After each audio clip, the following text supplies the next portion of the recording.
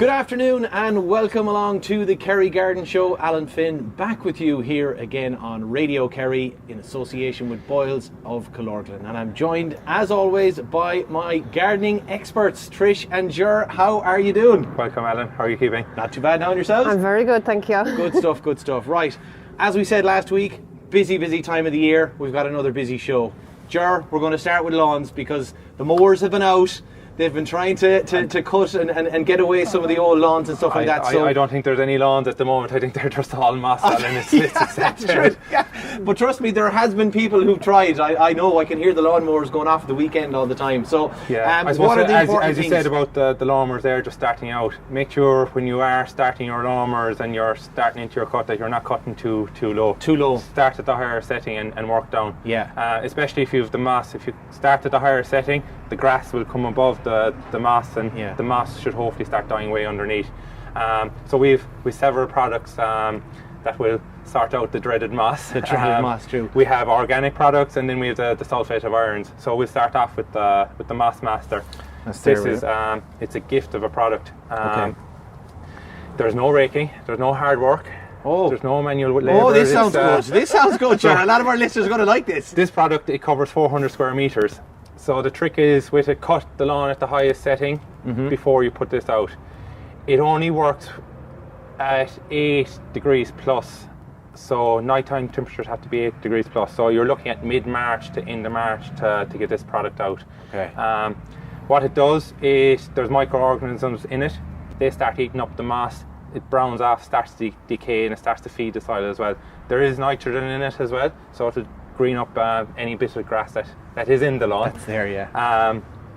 And there's no raking then involved afterwards. Doesn't blacken, just leave the product do its job. And for about 2 weeks to a month afterwards, keep cutting at the highest setting.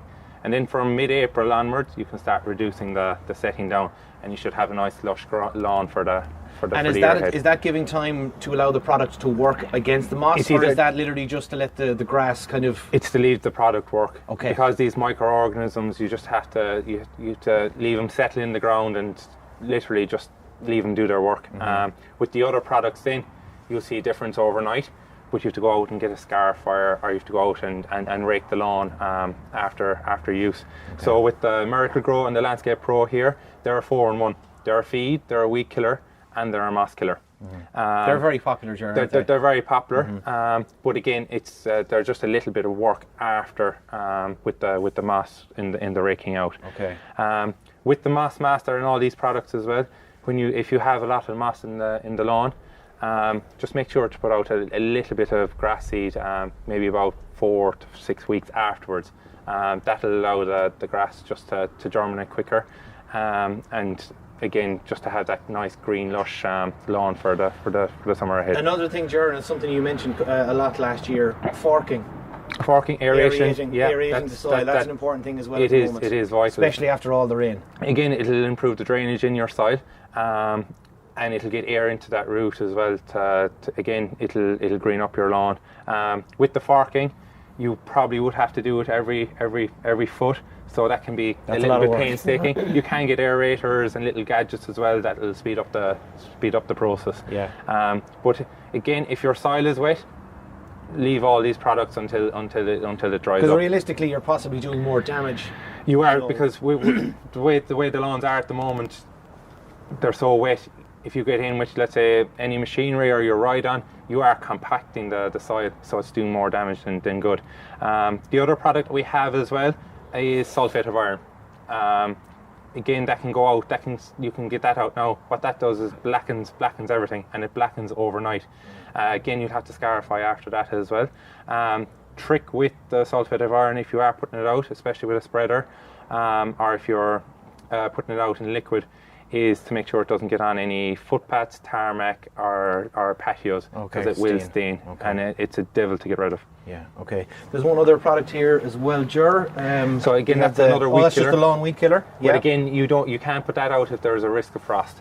Okay. So again, you want a dry day to put it out. You want 3 to 4 hours for it to dry in afterwards. Again, it's put out at about 8.5 mils per litre of water, and it's mixed with your knapsack. You can't put it out in a watering can. It has to go into the knapsack.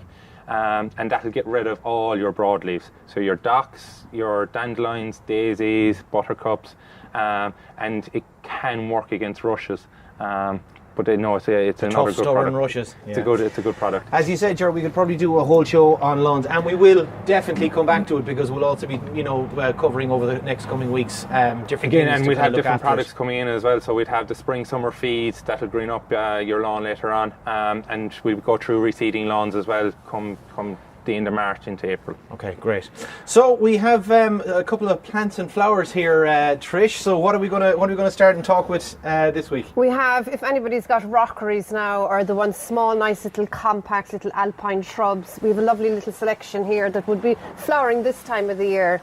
The one you've picked up now is Obretia. Now, Obretia is fabulous. It's green all year round, and it goes into a nice little clump. You can get them in the whites, you can get them in the purples, or that's a lovely new one now. It's kind of purple-white tone to it. It's a light purple, Yeah, but you lilac. can see here but you on can see by the colours, yeah. there's a lot of you can get darker, it. richer So again colours, now, when you're planting them, it has to be a well-drained soil. They prefer the sunshine. So if you've got soil that's kind of heavy, add in a good bit of grit or a bit of sand. And then even on the top surface of the soil, put a grit on it so the actual plant isn't sitting on the soil or rotting. Okay. But they're good evergreens. You can even stick them into stones in the wall if you've got stones and you've got spaces in between the stones, and they'll grow out of it.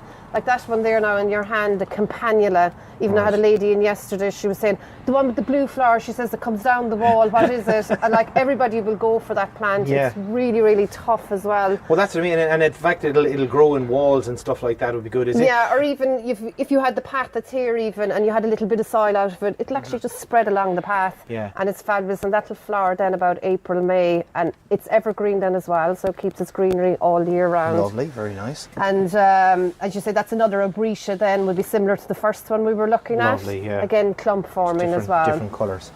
Now we've also got some shrubs here as well. What is Point your this? hand in it. Woo! She's a bit prickly. A bit prickly is right. That one now, is for spring flowering, it's actually very bright yellowy orange, I suppose you'd call it, and Yeah. it's absolutely fabulous colour. You'd see it for a mile away. And it's really, really thorny as well. So if you wanted to put it in a spot or you didn't want someone jumping over a fence or, or be something good. like that, it'd be Base of a good. windowsills. Yeah. Stop people getting into the house. Getting That's into it. the house, yes, exactly. But it's a good evergreen as well. Very, very tough. Can be grown outside the seaside. Can be grown anywhere really. But again, not too wet of a soil. Likes a kind of a well-drained soil. And flowering then, Trish? Flowering, that'll be flowering soon now in the Soon, you next couple can of see the weeks. buds there. So it's the kind of not one of the first shrubs but in amongst one of the first shrubs of spring that would be flowering. And I think, I suppose always with spring, it's like the daffodils and things, the yellows, they're nice in the spring and they're nice and fresh looking then as well.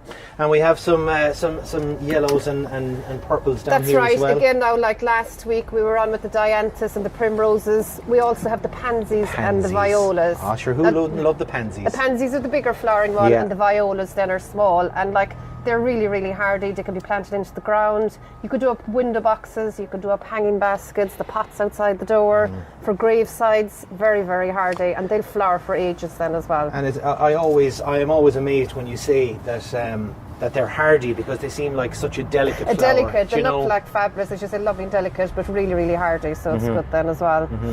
Now we also have some kind of daffodils and something there, Ger. So we've a couple of different bulbs. So with bulbs, they're usually planted August through to October. This time of the year, we do have them potted as well. As pot fillers, or if you want to just fill in a few blanks that where the bulbs didn't come through during the year.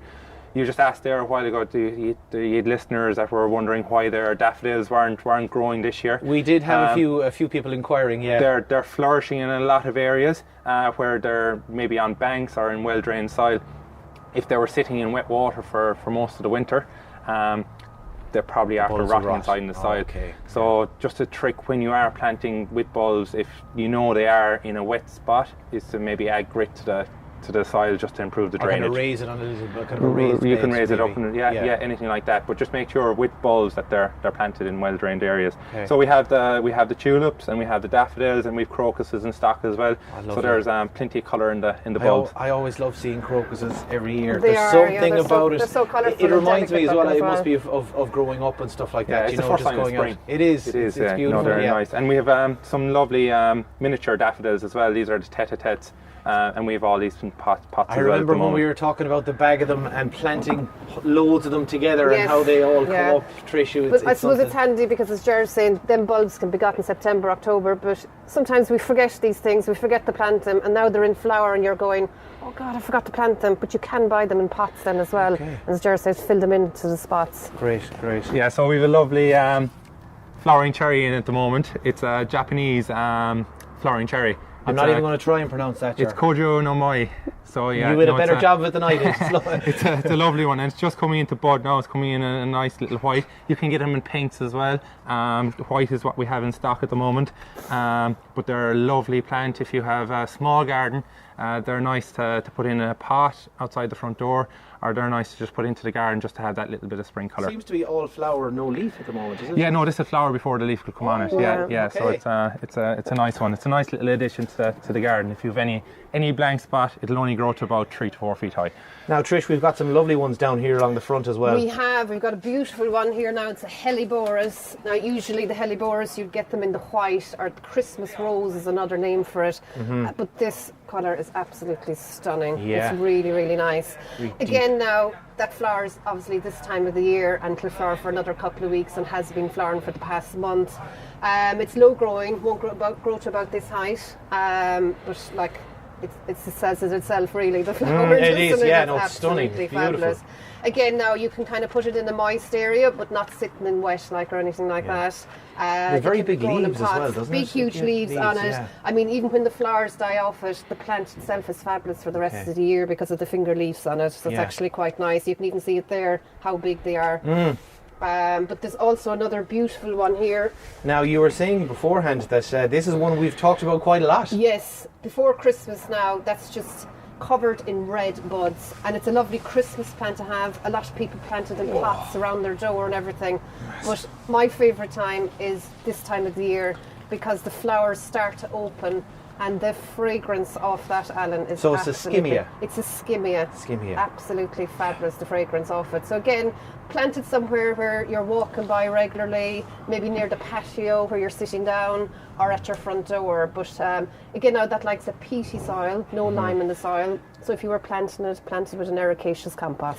And, Ger, this is the one that had red berries at Christmas. Or kind of. Another variety of it, Another- yeah. It would have been the yeah. obsession. Would have been the same thing. Would have had the flower, but it would have had the berries as well included. Two plants cultivated into one. Oh, So beautiful. no, it is a beautiful plant. Fantastic. The other one at the moment that we have loads of in there, plenty of colour, is the winter spring headers. Okay. So we've loads of them in stock at the moment. Again, they're good for pot fillers, or if you want to do a header bed, there's a good range of them there. I was actually just watering them yesterday, and I was putting the hose over the header, and you should have seen all the honeybees that came out of Oh, it. go away. There must have been about 50 to 60 honeybees inside it. So if you're into your biodiversity and you want to bring bees to the garden, this is a good one. Especially to if we're always talking about getting rid of dandelions and all that sort of stuff. It's Yeah, good to have that. that's it, yeah. So, guys, we'll finish up with our plant of the week, Yes. flower of the week. What am I going to call this one, Trish? It's actually a camellia. A camellia. Now, the one you have in your hand is red, and the one on the ground then is a lovely white one, or with a yellow centre. They're a fabulous plant. They're invaluable. Again, now flowering springtime. The big, huge rose. If you look at the white one down below now, big, huge rose-like flowers on it. Lovely, shiny, evergreen leaf on it as well. Likes the peaty soil, so no lime in the soil. Can be grown in pots or into the ground. The eventual height of them would be about 6 feet high by about 3-4 feet wide. Okay, so you need to put them. They're a good spot. Yeah, Maybe and the thing against is a as wall well- that would obviously get a lot of sun. It needs a bit of sun. It doesn't like full sun in the morning. Okay. Because it's flowering this time of the year. If you have get frost the night before and then the sun comes on it in the morning, it'll actually scorch the buds and the flowers. Okay, So try right. and have it in a shady spot in the morning and sunlight in the afternoon to be ideal for it. Okay, great, super. All right, guys, that is brilliant. So much to cover. Such a busy time of the year, and you're Everyone's out in the garden keeping as busy as. So it's great. We'll have lots more stuff to kind of talk about over the coming weeks, guys. We will, yeah. No, and like at the moment, if people want to get in contact with us, our email is gardencentre@boyleshardware.ie. We have a full range of stock at the moment, so if you're thinking that we can't do anything in the garden at the moment, just get in contact. We'll keep you busy. Guys, thanks a million. Great to see you again, and plenty to keep us all busy and all the gardeners and listeners busy. So thanks very much. That's it for this week, folks. And again, remember that you'll be able to watch us on Facebook, and the video will be up any time during the week to have a little watch as well too. So for myself, Alan, Finn, and Trish, and Ger, and everyone here in Boyles, we'll talk to you again next week. Thanks, guys. Thanks, Alan. Bye.